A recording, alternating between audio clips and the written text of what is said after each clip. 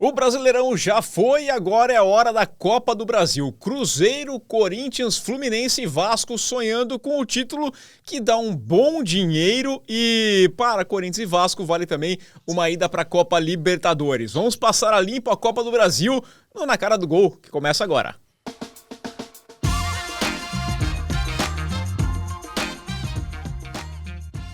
Olá, meu amigo, minha amiga ligados aqui no canal do Gol. Estamos chegando com mais uma edição do nosso podcast Na Cara do Gol nesta semana para falar de Copa do Brasil, porque teremos as semifinais e a final nos próximos dias, né? Afinal, o calendário teve que mudar para encaixar ali os jogos que estavam atrasados. A CBF não sabia que ia ter Mundial de Clubes no meio do ano, que os times brasileiros poderiam chegar na final da Libertadores, ou até como o Flamengo, que vai disputar o Mundial de Clubes também, o Intercontinental agora nesse mês de dezembro, mas tá tudo certo. Agora 4 times seguem sonhando com o título da Copa do Brasil e a gente vai passar limpo, eu, Rafael Bellatini, na apresentação, contando mais uma vez com o Eduardo Massa, com belíssimos fones, aliás. Ah, sim, hoje não terá briga com fones, né?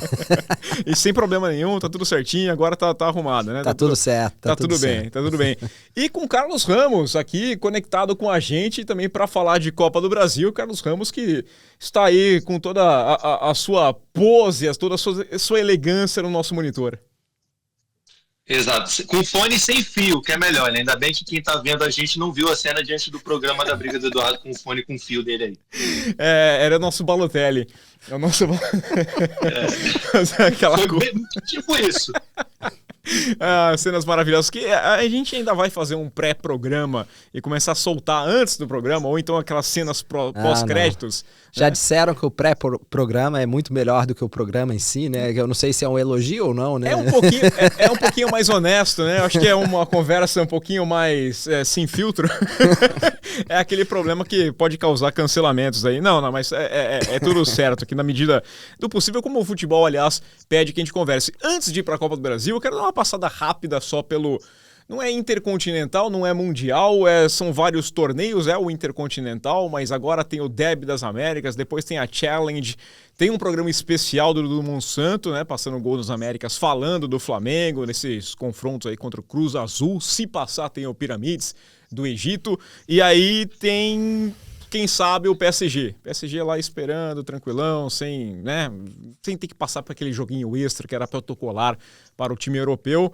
Eu acho que a gente tem feito uma exportação de talentos, né? De talentos para fazer novas tabelas, novos formatos de competição. E agora nós temos uma espécie de Taça Guanabara das Américas, né? Isso, que aí depois vai para a Taça Rio Challenge e aí enfrenta o campeão para ter o último título ali. O cara chega no terceiro título, né? Em 3 jogos, é impressionante, né? É interessante, mas acho que vai valer. Vamos ver como é que vai ser a valorização desse torneio agora com o Mundial. O novo Super Mundial, né? Que, vamos lá, é bem mais interessante, né? Mais interessante, mas aqui nesse meio do caminho, ele vai acontecer a cada 4 anos, então no meio do caminho tem que ter esses torneios lá, né? Então a gente vai ver como vai ficar, né, essa expectativa, a equipe do Flamengo lá no Catar. Carlos, como é que você imagina esses confrontos aí pro Flamengo? O Cruz Azul, você acha que encara o Piramides? O Flamengo tem chance de voltar com 1, 2 ou 3 troféus para casa? Cara, eu acho que o Flamengo tem mais chances do que o Botafogo teve, né? Quando o Botafogo foi jogar lá no Catar, o Botafogo foi campeão brasileiro no final de semana, logo em seguida viajou e pouco tempo depois jogou, não tinha condição nenhuma de jogar, se não me engano, contra o Pachuca, né? Perdeu de 3-0, os jogadores estavam totalmente fadigados.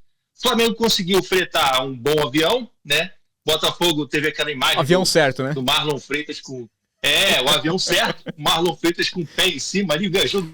Cara, um dia inteiro naquele avião terrível. O Flamengo conseguiu o avião certo, o Flamengo conseguiu viajar antes. O Flamengo não vem de jogo no final de semana, né? Jogou com os meninos. E o Cruz Azul vem, né? A imprensa mexicana estava dando o Cruz Azul como favorito. Mas não sei. O Cruz Azul foi eliminado pelo Tigres. Pelo Tigre, né?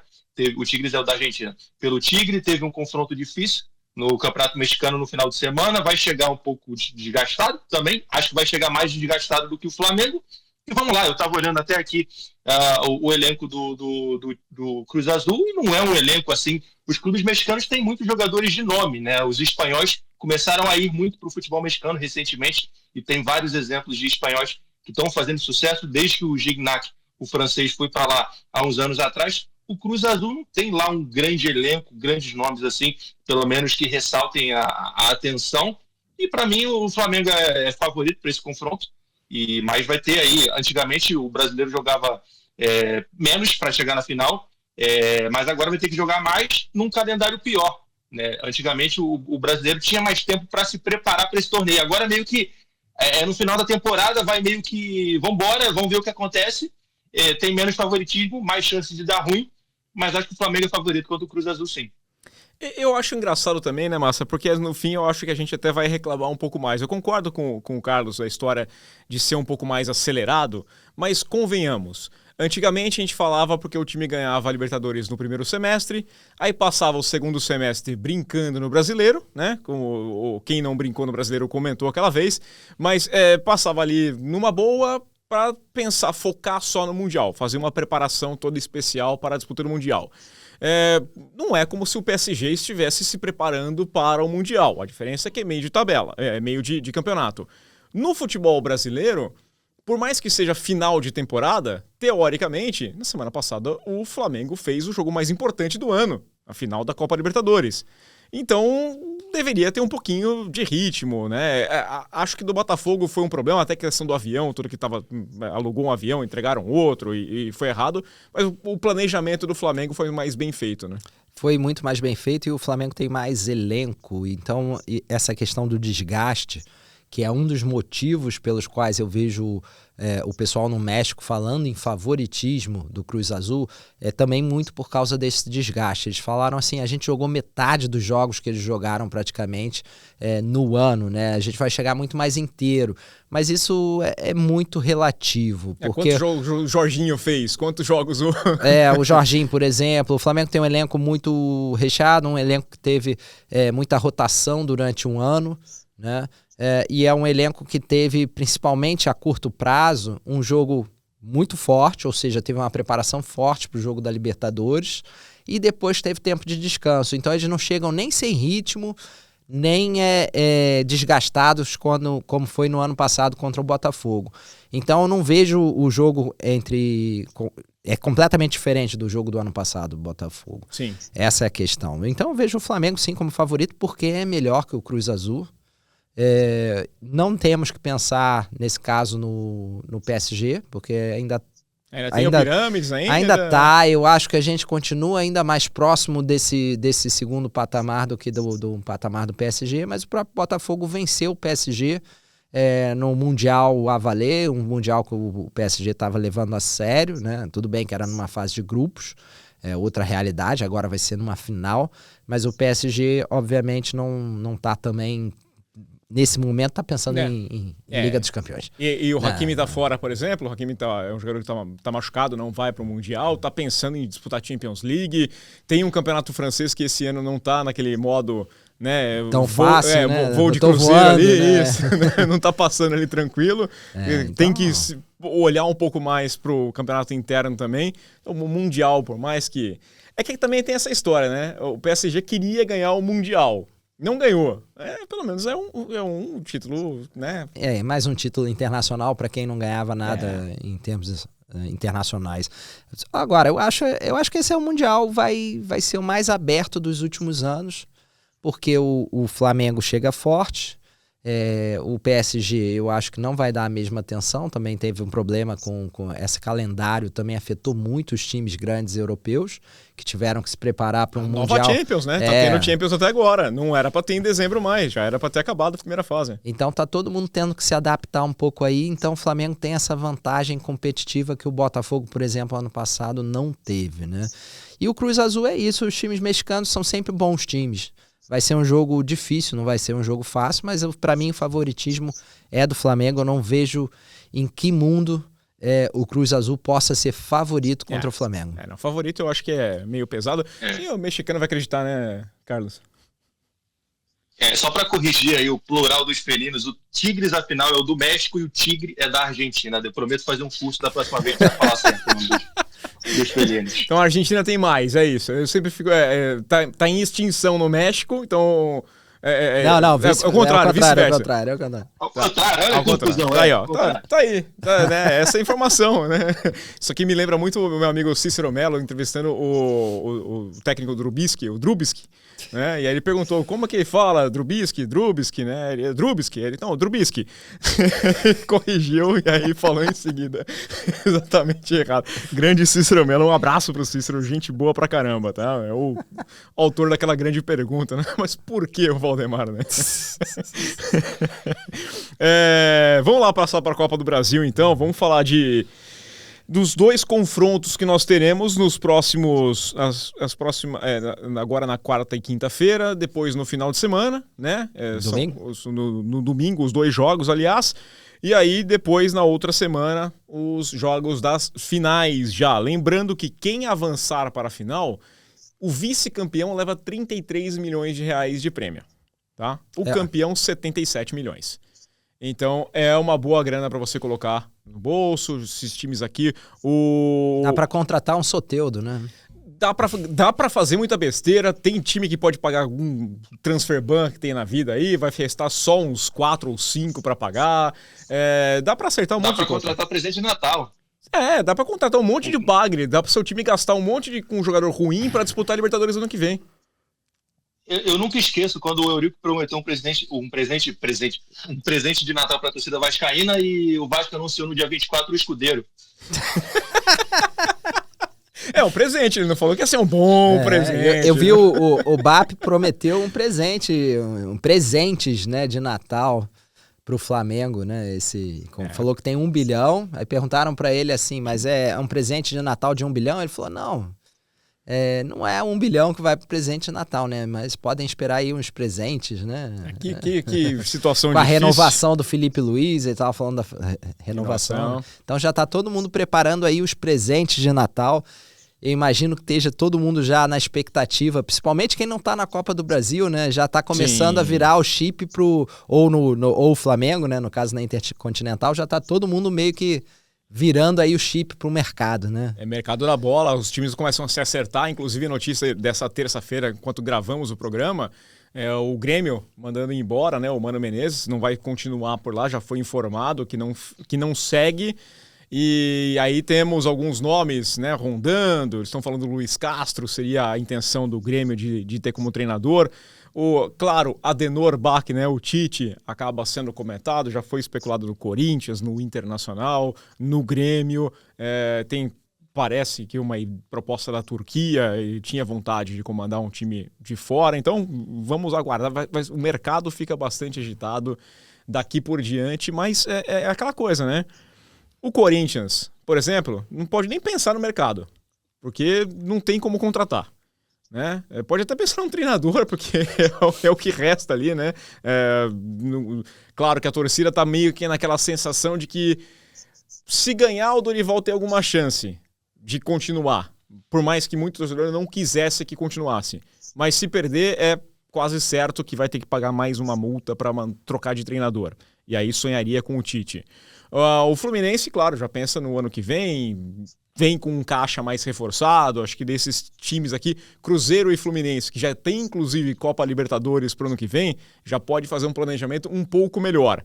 Corinthians e Vasco é que saem atrás em tudo, né? Em elenco, em planejamento para o ano que vem. Na verdade, é uma Copa do Brasil que tem 2 favoritos claros, né, nessa semifinal. O Cruzeiro de um lado, o Fluminense do outro. São equipes que chegam em alta na temporada. O Cruzeiro fez uma temporada acima das expectativas, apesar de ter começado muito mal o ano, né? E apesar das expectativas também serem estranhas para 2026, porque fala-se na saída do Leonardo Jardim. A princípio ele não vai ficar. Vai ser a peça mais difícil de substituir do Cruzeiro, porque ele fez um trabalho muito bom e muito específico com um time de transição, um time muito fechado, que sai muito rápido, muito vertical. Então vai ter que pensar muito bem se o Leonardo Jardim sair, quem vai chegar, né? Mas ele pode sair com título, né? E ele tá ali, junto com o Fluminense, como favorito. Nessa semifinal, é claro, favorito, né? Não tem nem o que dizer. O Corinthians chega numa sequência muito ruim, né? Tudo bem que poupou jogadores, teve time reserva, né? Mas é um time inferior ao Cruzeiro, fez uma campanha muito inferior ao Cruzeiro E óbvio que pode ganhar, mas hoje, se você fosse apostar em alguém, acho que nem você apostava no Corinthians. Né? Eu vou discordar um pouquinho, Carlos. Eu vou falar o seguinte: o Palmeiras é um time extremamente superior ao time do Corinthians. Copa do Brasil, o mata-mata em si é diferente. O Corinthians tem uma dúvida, né, com relação ao Yuri Alberto e ao Garro. Né, esses dois jogadores passam por tratamento ainda, tem uma chance de jogar, mas ainda é dúvida. Memphis Depay jogando, mas o Corinthians era inferior à equipe do Palmeiras. E conseguiu eliminar vencendo os dois jogos. Jogou com muito mais autoridade. O mata-mata tem esse requinte de crueldade, digamos assim, né? Com certeza. O Vasco eliminou o Botafogo, por exemplo, quando o Botafogo no cenário era completamente favorito. E o Vasco conseguiu levar para os pênaltis e avançar, né? A Copa do Brasil tem isso. Vai ter esse cenário de clássico também no Vasco Fluminense. E vai ter o Corinthians como um grande clube, forte em mata-mata, com jogadores decisivos. Né? O Corinthians tem jogadores decisivos e que podem crescer em momentos grandes na temporada e pode ser um diferencial contra o Cruzeiro. Cara, a gente falou aí de mercado, de presente de Natal, tem muita gente esperando ganhar bicicleta, mas vai ganhar meia, tudo bem. Agora, o que me chama a atenção também é que nesse final de ano, como no ano passado, a gente chega no final de ano em um momento decisivo para o clube. Ano passado era o Flamengo e agora é o Cruzeiro. E a gente está falando muito mais em renovação ou não de Gabigol do que no jogo. Lembra no passado quando a gente chegou nessa reta final? Sim. E o assunto era, caraca, o Gabigol vai ficar no Flamengo, não vai ficar no Flamengo, o Flamengo brigando ali pelos títulos. E esse ano o Cruzeiro na semifinal da Copa do Brasil, e o assunto de hoje é se o Gabigol vai ficar ou não no Cruzeiro, o que não faz o menor sentido. Eu até discordo, porque ano passado ainda era tema, né? O Gabigol ainda era tema. Você pensava, né? Era manchete. Era manchete. Né? Agora o Gabigol é aqui, uma nota de rodapé na história do Cruzeiro. Mas tá dando destaque, estão falando, e aí entra essa história do Leonardo Jardim também. Eu acho que tudo isso acaba gerando um ambiente diferente, né? Eu diria que a grande preocupação que eu vejo hoje no Cruzeiro é o Leonardo Jardim. Eu não vejo o cruzeirense preocupado minimamente ou transformando minimamente esse assunto. Se o Gabigol o Gabigol é assunto para os outros, porque tá todo mundo pensando quem é que vai agora apostar no Gabigol no ano que vem. Mas o Cruzeiro, o torcedor do Cruzeiro não tá nem aí pro Gabigol. Se o Gabigol sair, pode trazer o Tite como técnico aí, ó. Os dois não dá. É verdade. Assim, o Gabigol já não era protagonista na temporada passada, ele foi protagonista na final da Copa do Brasil, porque ele é um cara decisivo e tudo mais. Nessa temporada menos ainda, mas ainda é assunto. O Pedrinho, quantas vezes questionaram agora no Prêmio Brasileirão, o Pedrinho foi questionado mais uma vez sobre o futuro do Gabigol. É uma coisa que se fala e no momento que realmente para mim não faz sentido falar sobre isso. E também eu concordo que não tem relevância no elenco do Cruzeiro. Eu acho que seria uma boa para todo mundo que ele saísse agora. Inclusive para o próprio Gabriel, para ele procurar espaço em outro lugar. A não ser que o Cruzeiro vá vender o Caio Jorge nessa janela de final de ano, mas mesmo assim, não sei se faz muito sentido. Tem que ver qual é o novo técnico do Cruzeiro, se o Jardim sair mesmo e tudo mais. Mas, enfim, é um assunto que pipoca mais uma vez no final da temporada, e como que o Gabigol, mesmo estando totalmente apartado dos holofotes, consegue entrar nos holofotes. E sabe o que eu acho também?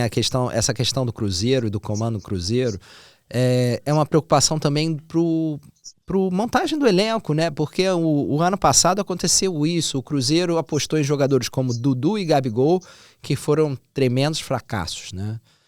Principalmente os dois, mas não só os dois, né? O Dudu foi um fracasso completo. O Gabigol ainda compôs elenco, fez alguns jogos bons e soube ser ali discreto, né, durante o ano, apesar de novamente ter passado uma temporada como reserva. O problema para mim é que o Leonardo Jardim já começou a montar o time, já trouxe jogadores, por exemplo, Sinisterra. É um jogador com um potencial imenso, que teve muitos problemas físicos na Inglaterra, mas é um jogador acima da média, fora do padrão brasileiro, é um jogador acima da média e que eu acho que pode, inclusive, se jogar como titular, pode ser um diferencial também para o Cruzeiro nessa reta final, algo que as pessoas não esperam tanto, alguém que não esperam que decida, mas ele está lá, ele está crescendo, é um jogador que está sendo preparado para 2026, né? E que já pode dar retorno agora para o Cruzeiro, né? Porque o Cruzeiro todo mundo sabe que tem um Caio Jorge muito forte, o Matheus Pereira ali também para armar as jogadas, principalmente essa verticalidade, né?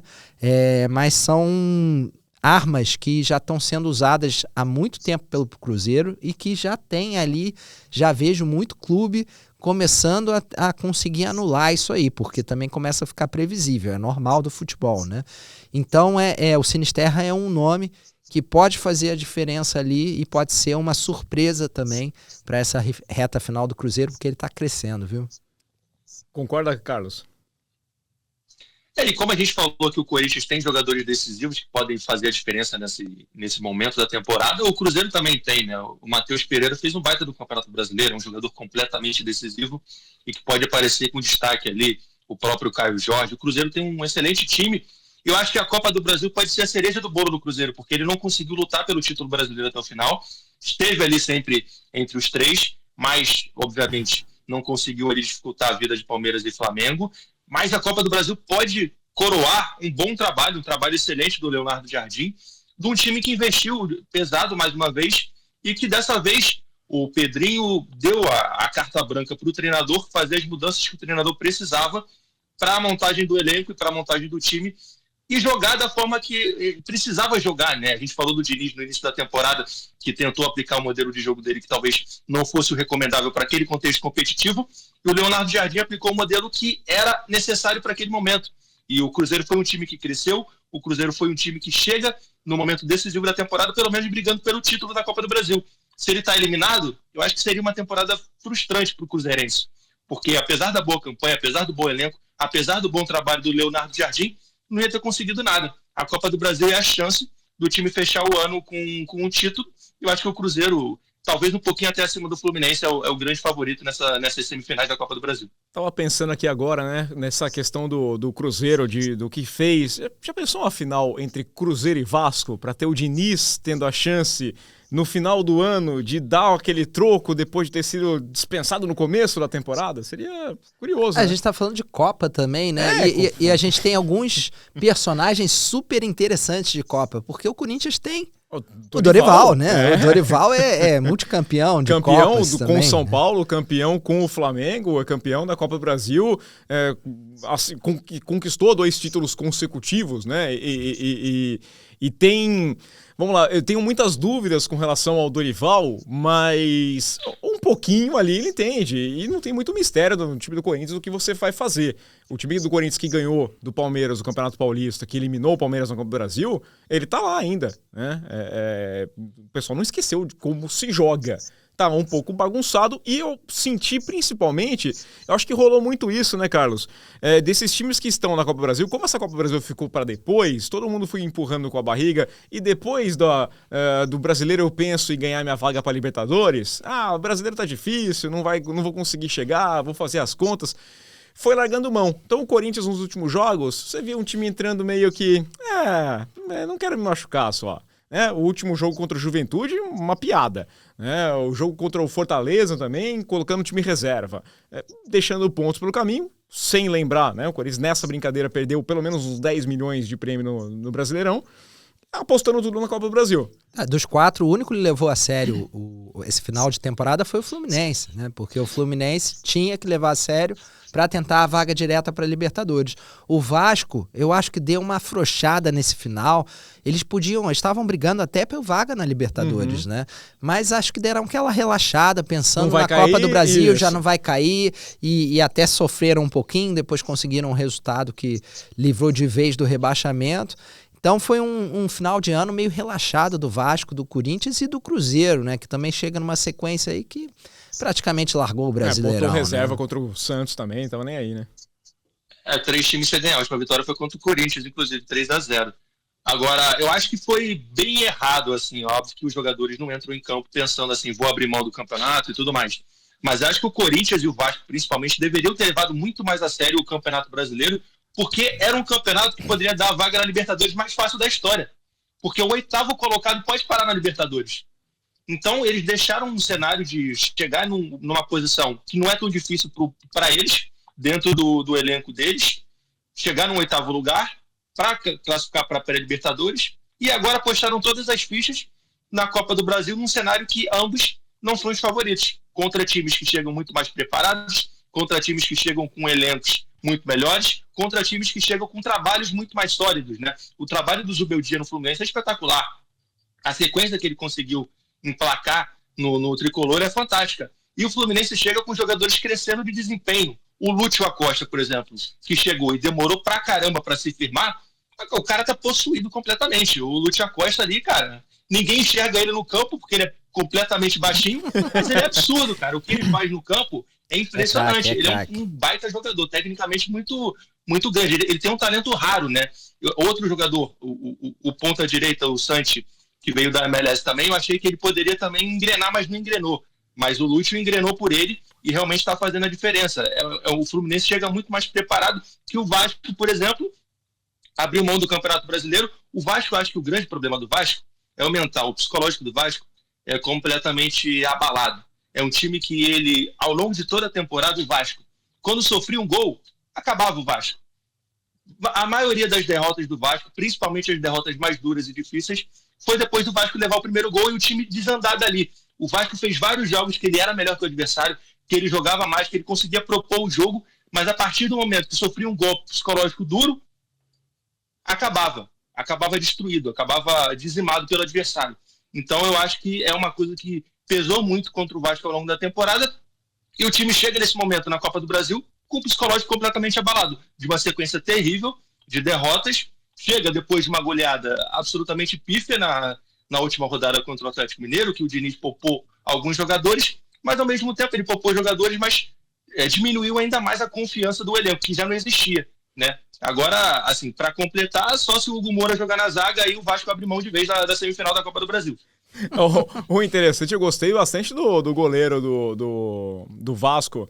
O Hulk vai cobrar a falta, ele colocou um cara ali na frente e falou, abre tudo, abre. E o cara foi lá, é impressionante. Eu achei esse lance, eu achei sensacional. Eu jogava no gol, falei, nossa, é isso, aula de como montar barreira. É confiança. É aula de montar barreira aqui. Não, né? pode chutar, não precisa de ninguém na frente, sai todo mundo, é isso aqui. Eu achei bem... Eu não sei se ele colocou o Hugo Moura pra ver se acertava o Hugo Moura e ajudava ele. Acho que não. Seria interessante. E tem essa coisa, né, Massa? A gente falava que durante esses últimos meses, Nossa, faz tanto tempo que aconteceu essas quartas de final da Copa do Brasil, que eu nem me lembro exatamente, foi em agosto, acho que foi começo de setembro, uma coisa assim que aconteceu. A gente passou por um momento e falou assim, nossa, se fosse agora, o Vasco passava do Fluminense. O Vasco era favorito, né? O Vasco estava atropelando todo mundo, o Fluminense estava ali num momento não tão bom, né? Agora é completamente ao contrário. O Soteldo era o cara que entrava em campo e o time perdia. Só perdia. Passou a fazer gol, passou a dar assistência, ganhou confiança. Então tem essas flutuações. E quando você passa por uma janela tão grande entre umas quartas de final e a semifinal, a final, é outro campeonato. É como se você começasse um novo campeonato aqui. Para mim, eu acho difícil eu apontar, baseado nas últimas rodadas, pela falta de motivação, né? O Corinthians é um time que, assim como o Dorival já tem esse problema há muito tempo, jogar fora de casa era sempre um martírio, né? Então ajudou todos os times que estavam brigando contra o rebaixamento. O Corinthians perdeu 16 pontos contra os 4 do rebaixamento. É uma coisa sensacional, né? Um aproveitamento maravilhoso. E aí você vai enfrentar agora, outro campeonato. O Vasco, a mesma coisa. Vou conseguir chegar lá? Aquele momento de abrir mão de campeonato. Muitas vezes o pessoal, na terceira rodada, fala, já abriu a distância, não tem mais como chegar. E tem, claro, mas você deixa de lado. O Fluminense com esses altos e baixos poderia ter brigado até mais alto, voltando, mas quando volta no Mundial, tem aquele momento de oscilação, né? Que depois o Renato acaba saindo e chega me fugiu o nome do Zubeldia. Fiquei com o Vojvoda, pensando, o Zubeldia chega para comandar o time e acerta e vai para lá. Então todo mundo teve essa oscilação. O mais estável foi a equipe do Cruzeiro, que brigou o que podia brigar com essas duas forças. Na verdade, o Cruzeiro teve o seu pior momento no início da temporada e ainda com o Leonardo também. Jardim teve eliminações muito duras também. O Fluminense teve um ano em que eu acho que foi muito bom, mas eu tô aqui com o Carlos quando fala que o ano do Cruzeiro vai ser uma decepção se não tiver um título. Eu não acho, pelo contrário, o Cruzeiro é um time que praticamente desapareceu por gestões criminosas, né? E que teve momentos muito duros. Eu acho que o ano de 2025 foi um ano de reafirmação do Cruzeiro como gigante do futebol brasileiro. Então foi aquele momento que ele deu a volta por cima, se estabilizou, e eu olho para 2026 e o elenco do Cruzeiro hoje é bom. A não ser que eles façam muita besteira de novo, que a diretoria desmonte esse time, mesmo sem o Leonardo Jardim, eu acho que o ano de 2026 vai ser bom. Talvez não bom o suficiente. Não chame isso de um desafio, hein? Se você falar isso, a não ser que eles façam muita besteira, tem dirigente que fala assim, isso aqui é um desafio? É porque é questão de, o Caio Jorge sai, já é um meio time, né? Então a gente sabe que no futebol brasileiro isso acontece muito. O Caio Jorge se destacou, um produto novamente valorizado, e para eles manterem o Caio Jorge por um ano mais vai ser difícil, né? O Leonardo Jardim já disse que, pelo jeito, não quer ficar. Então é um time que tem esse receio, né? Tem esse receio. Mas hoje eu vejo o Cruzeiro e não é Dudu, não é Gabigol, é um conjunto, né? E quando você tem um conjunto, você vai lá e acrescenta peças de forma organizada para o time competir, continuar competindo. Ganhar ou não é questão, você tem concorrência, então é questão de continuar competindo. Se você continuar competindo em alto nível, você vai ganhar, né? Vide o Palmeiras e o Flamengo. O Palmeiras e o Flamengo que estão fazendo é isso. São times competitivos ano após ano e acabam por ganhar os principais títulos. Podem não ter ganho, a Libertadores pode ter ficado com o Fluminense em 2023 e com o Botafogo em 2024, mas o Flamengo e o Palmeiras estão sempre lá. É um crescimento sustentável, né? Não é do dia para a noite, até porque o Botafogo, ele teve aquele crescimento, mas foi de uma forma até que meio artificial, né? Colocou-se muito dinheiro daquela forma que ia, jogador que ia ser emprestado, montou-se um esquadrão, ganhou o que tinha que ganhar e aí depois, pum, acabou, né? Foi meio que é maneira artificial mesmo, né? Então você faz... Então o Cruzeiro, eu acho que é decepcionante pro torcedor, ele fica imaginando, putz, dava para ter algo a mais, a gente jogou tão bem, talvez se o planejamento fosse melhor no começo do ano, se não tivesse apostado não só no Dudu e no Gabigol, mas Fagner, era um elenco envelhecido, né, que ele foi montando aquele grupo, talvez a gente tivesse conseguido chegar de uma forma melhor, né? Então, pensar no próximo ano, ainda mais com o Atlético Mineiro nessa... O Cruzeiro é um time que eu acho que está em construção e que ano que vem pode conseguir mais, por isso essa saída do Leonardo Jardim vai ser meio traumática, porque todo mundo está na expectativa demais para o ano que vem. O Fluminense é um time que já vem sendo estruturado há um tempo e que teve muita turbulência, né?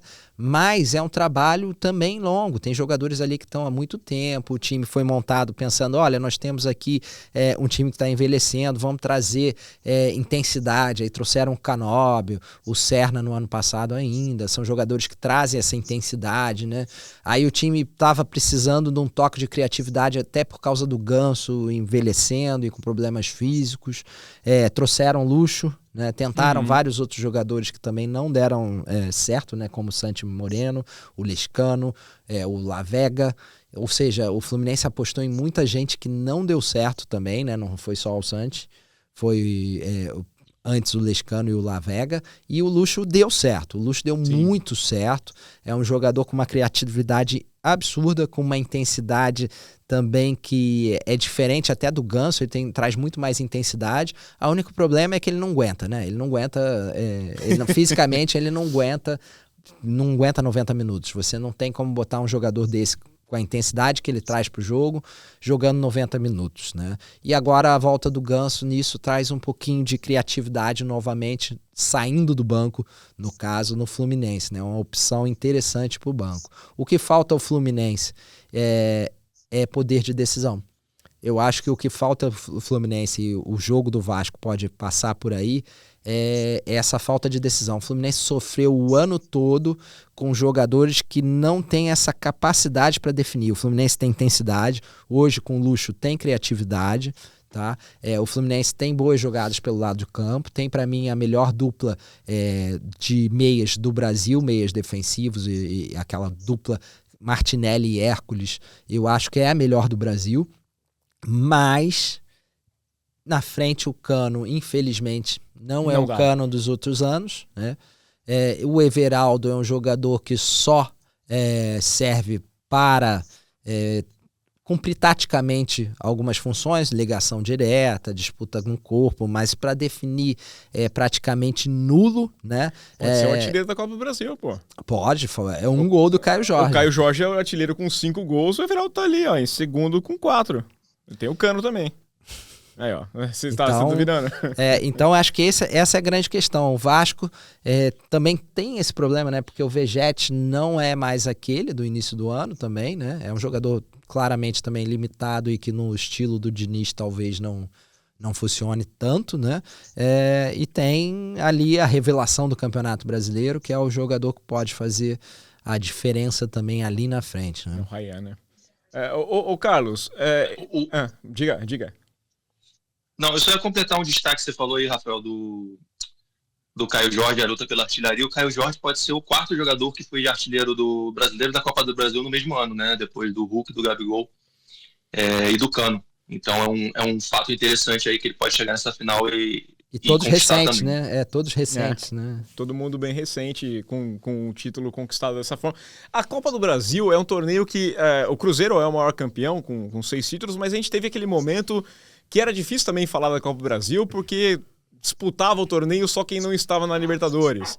Então era um torneio que era diferente, né? Acabava também no primeiro semestre. Então teve todos esses momentos, e aí depois foi se esticando um pouco mais. Em alguns momentos foi ganhando, teve mais relevância, teve menos, era o atalho.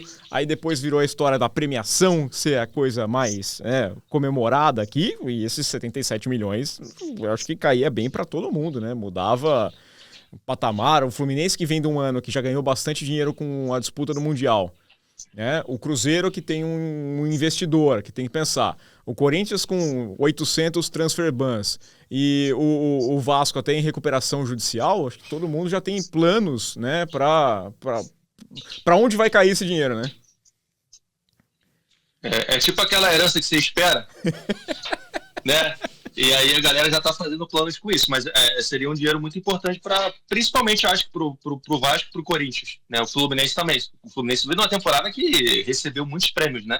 Então acho que seria a coroação perfeita de uma temporada absurda pro Fluminense, que o Fluminense consiga realmente uma reestruturação para a próxima temporada e em vista, né? Porque isso que o Eduardo falou é importante. O Fluminense não tem um jogador de poder de decisão, não tem um camisa 9, né? E ele chegou tão longe na temporada, é impressionante isso. O quão longe o Fluminense conseguiu chegar na temporada sem um camisa 9, né? O Cano esteve em alguns momentos, no próprio Mundial chegou a marcar contra a Inter e tal, mas o Fluminense não tinha um camisa 9 que decidisse, né? Um camisa 9 que conseguisse suportar 90 minutos em alta intensidade e que conseguisse fazer o mais importante de um camisa 9, que é gols. Ele teve o Cano nos últimos anos, mas não tem mais.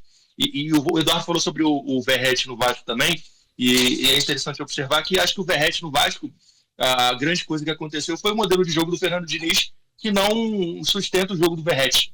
O Vasco não joga mais como jogava antes com o Carille, por exemplo. O Verratti era o rei com o Carille, porque o Vasco preparava muitas jogadas para o Verratti, né? Usava muito o fundo, e aí também tem a queda de produção do Lucas Piton, que já há algum tempo o Vasco não consegue render como ele rendeu, por exemplo, no ano passado, em alguns momentos até nessa temporada. Então isso afastou demais o Verratti do time do Vasco. O Verratti não é um cara que, se ele sair da área, ele já complica completamente o jogo dele.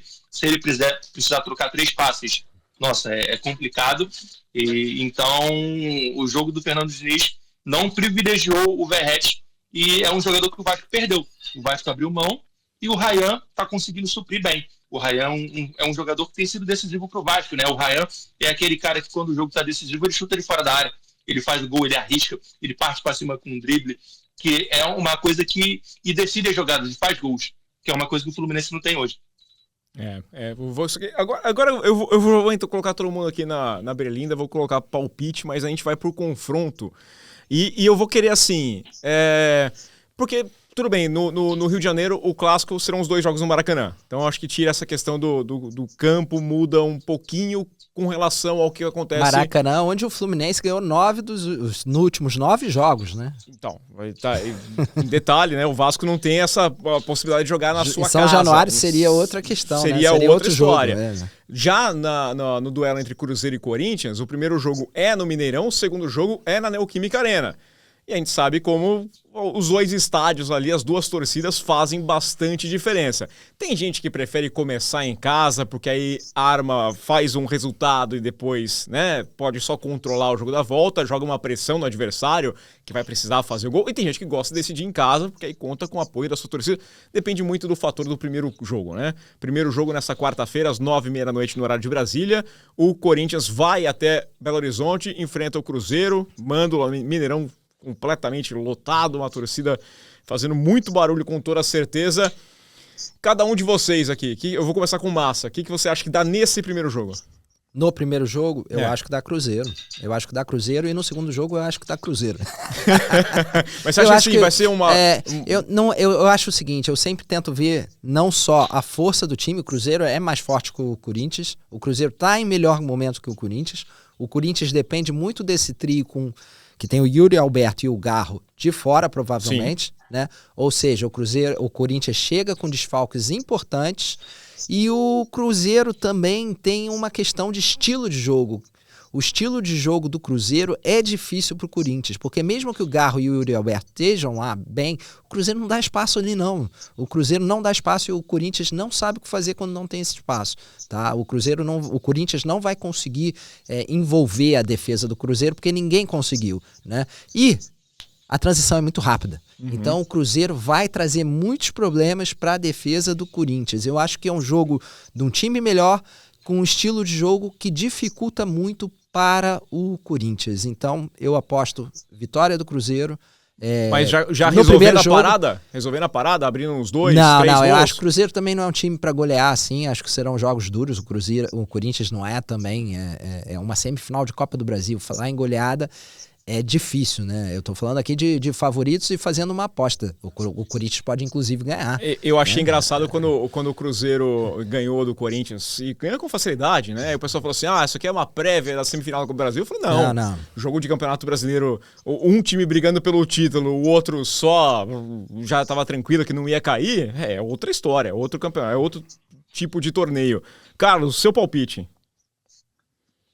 Então, acho que em BH dá Cruzeiro, vamos dizer assim, um 2-0 e no segundo jogo dá empate. Mas acho que o cenário que o Eduardo previu aí do jogo é bem capaz que aconteça e realmente as transições do Cruzeiro são muito eficientes e tem tudo para atrapalhar muito o jogo do Corinthians, principalmente quando o Corinthians tiver que propor o jogo, né? Quando o Corinthians tiver que propor o jogo, isso vai dificultar muito o Corinthians, né? Porque ele vai ter que pensar 2 vezes ao sair para o ataque. E o Corinthians é um time que também não tem transições tão velozes assim para encarar esse time do Cruzeiro. Então isso pode ser um fator decisivo nesse confronto, sem dúvida. Eu vou ficar com uma vitória do Cruzeiro no Mineirão por 1 gol de diferença. E aí vai ser um jogo bem equilibrado na Neoquímica Arena. Eu acho que vai para pênaltis. Eu acho que o Corinthians vai vencer. Vai ter um pouquinho daquela final que teve lá, que o Arrascaeta foi. Eu acho que vai para pênaltis. Mas eu acho que o Cruzeiro passa. Eu acho que o Cruzeiro passa ainda nos pênaltis, aí a torcida vai estar confiante e vai ter aquela frustração. O Cruzeiro é o favorito, mas acho que o Corinthians vai lutar até o finalzinho ali. Cara, se o Cruzeiro passar nos pênaltis vai ser loucura, hein, o Cássio? Cássio? Então. É esse ponto. É aquela crueldade. Aquela crueldade. Vai ter o Hugo de um lado, o Cássio do outro, né? Vai ser 1-0 nos pênaltis. E alguém vai fazer... O Gabigol faz o gol daquela... Aí é sadomasoquismo. Calma aí, cara. Se perdoa um pouquinho aí. Não, mas eu não tô esperando nada de bom, não. Eu já tô naquele momento que...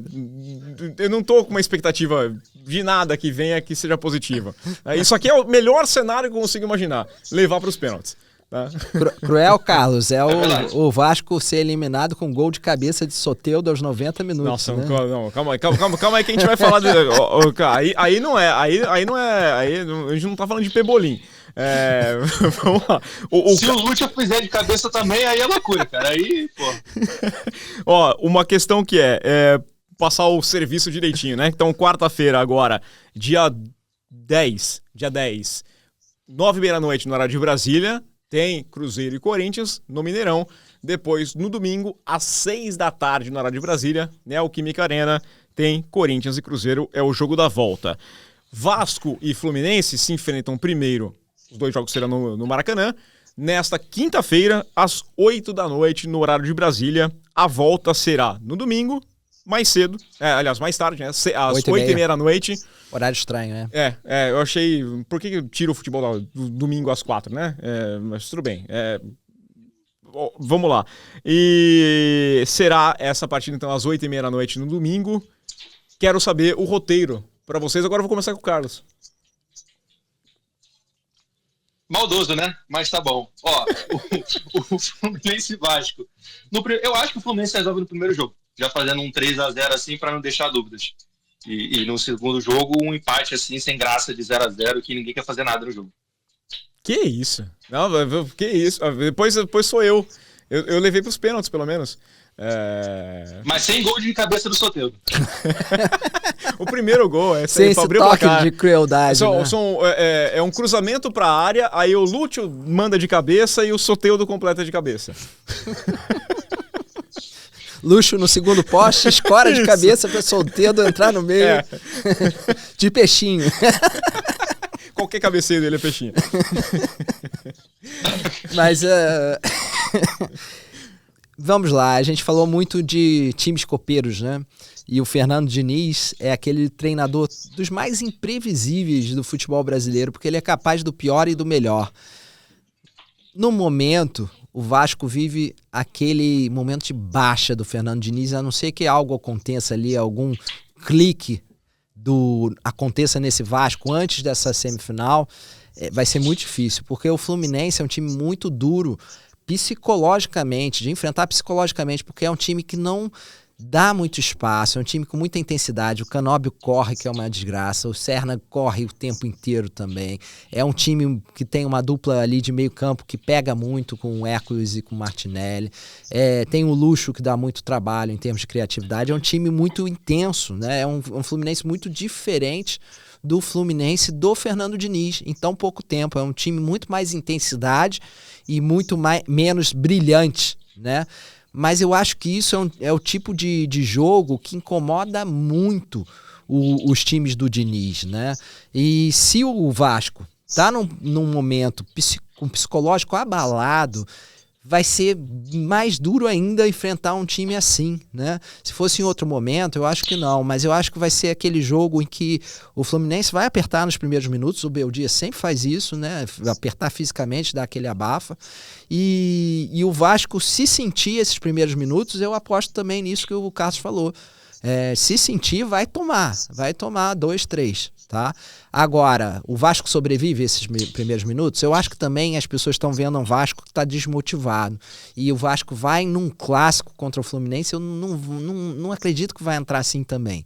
Eu acho que vai entrar melhor, né? Então, goleada é só se não aguentar esses primeiros minutos. Se o Fluminense fizer gol ali no início, o Vasco desaba. Isso sim, isso eu concordo com o Carlos. Se fizer um gol no início, o Vasco desaba e vai ser mais fácil para o Fluminense. Agora, se o Vasco aguentar esses primeiros minutos, eu prevejo um clássico duro. Fluminense vence os 2 jogos 1-0. Tá, eu vou ficar com uma... o Diniz Revenge Tour.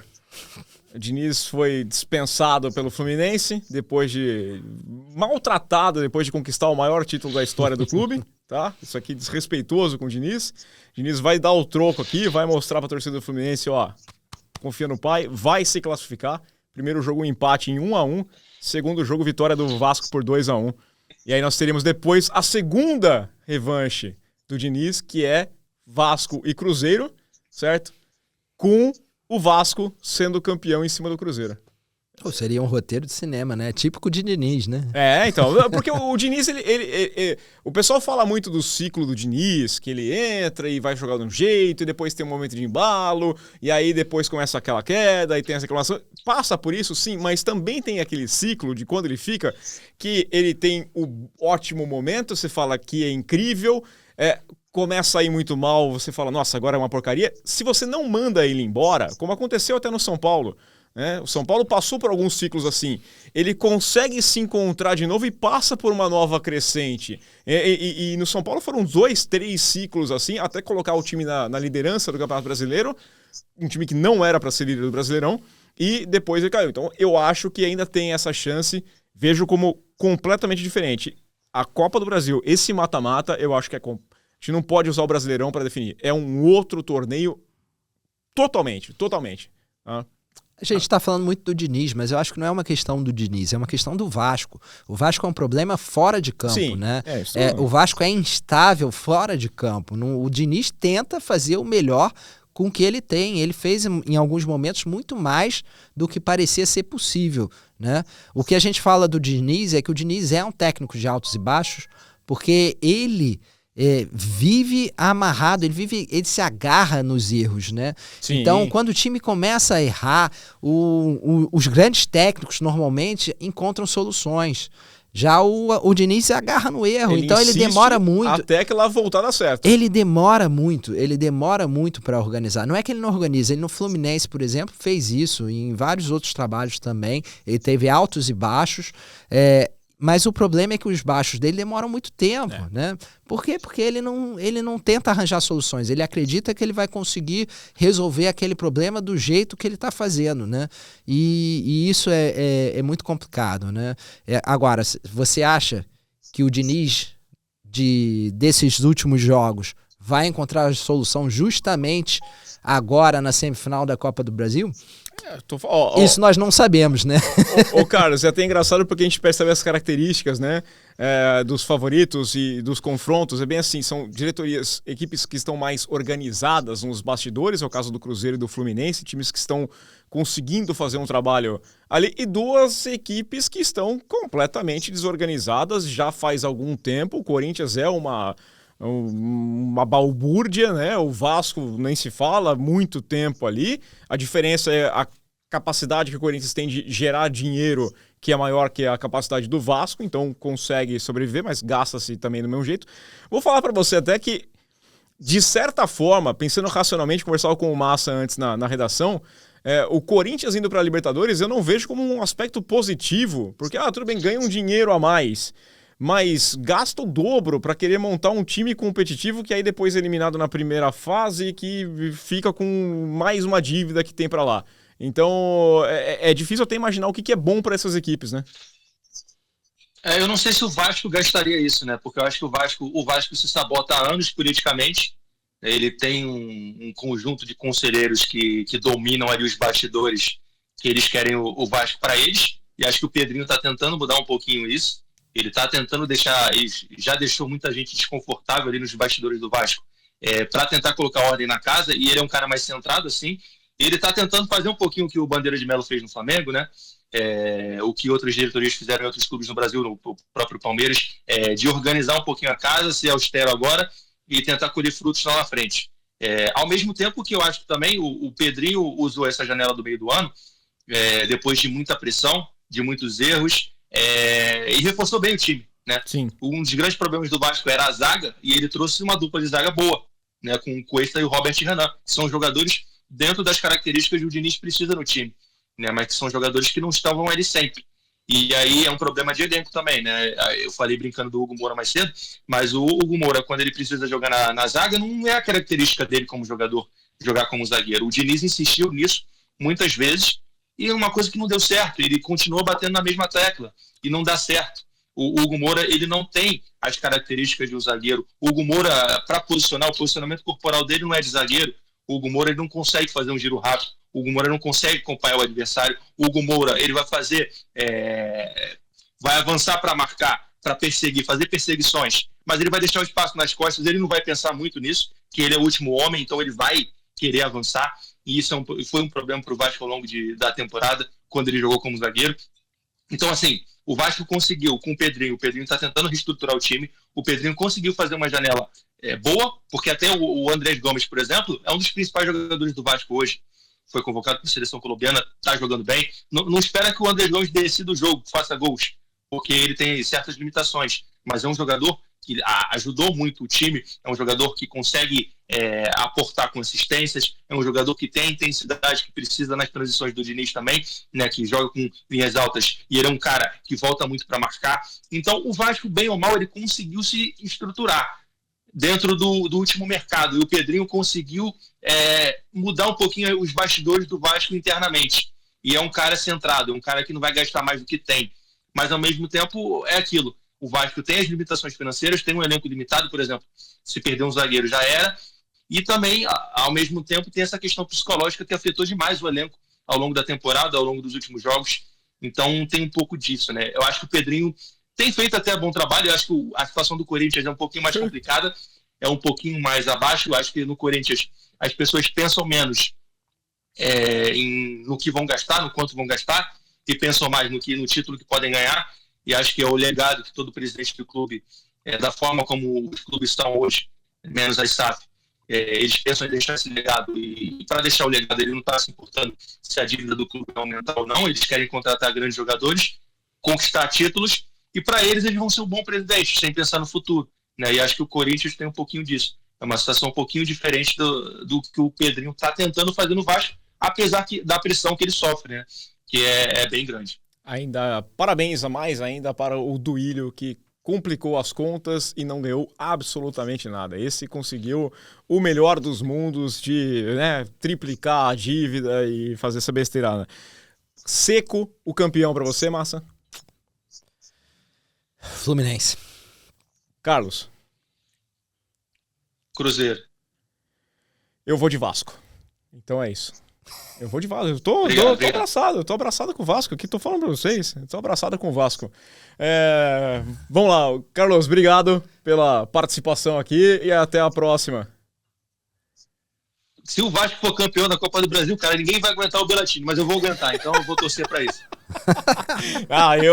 Você sabe que mas quando você eu vai falo ficar aqui, feliz, eu cravo, né? hein? Não vem não, que eu sou bom. Olha que a última nós cravamos o Ceará e o Fortaleza, hein? Eu cravei aqui. O Massa cravou o Fortaleza e o Ceará, eu cravei aquela vez o Arsenal passando pelo Real Madrid. A gente cravou todo mundo que ia passar das oitavas de final da Libertadores. Cravamos até a semifinal, até a chegada da semi, né? Sim. Então, até o Racing ser eliminado pelo Flamengo, tava tudo igual ao que nós... Encaixadinho ali. Então, aqui tem poder. A palavra aqui tem poder. Se o Corinthians for campeão, aí é que todo mundo errou aqui, né? É que faltou um quarto elemento, né? Talvez ali pra jogar. Pra gente ficar em cima do muro, Isso. né? Massa, aquele abraço então, até a próxima. Um abraço a todos. Pessoal, espero que vocês tenham gostado. Quero saber seu palpite. Deixa aí, você acha que vai ser o Corinthians? Deixa aqui embaixo o seu comentário. Deixa o seu like, o seu hype, se inscreva no canal, compartilhe e aquele abraço.